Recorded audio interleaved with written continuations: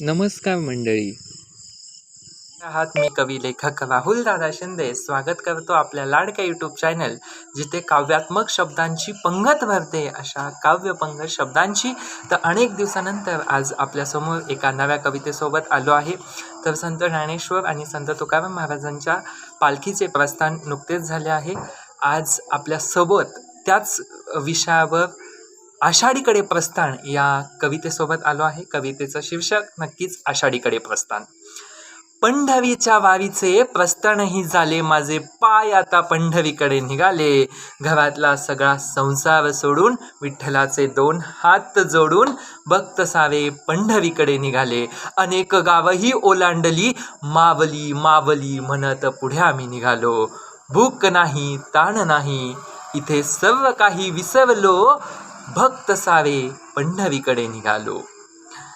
लाखो जणांचा हा सोहळा, जिथं कमी पडेल सोन्याचाही तोळा.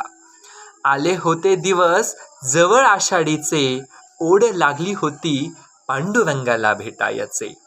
शेवटी ओखावीत माझे पंढरपूर दिसले, धावा धावा म्हणत मन माझे या पंढरीत घुसले.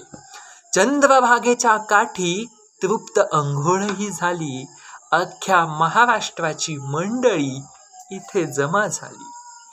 आता परतीचे पावले निघत नव्हती, आता घरची वाट या भक्ताला दिसत नव्हती.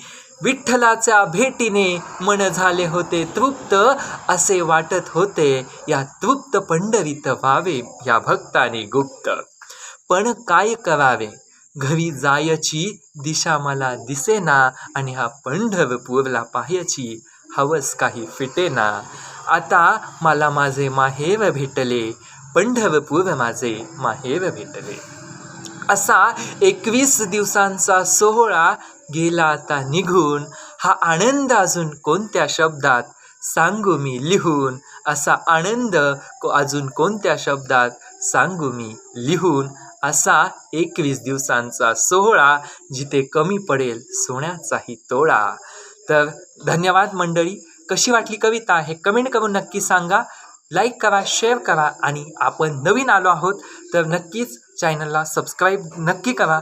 व तुम्हाला कविता कशी वाटली हे कमेंट करून आवर्जून कळवा. तुम्ही लिहिते व्हा, मी लिहितोय, तुम्हीही लिहिते व्हा. धन्यवाद.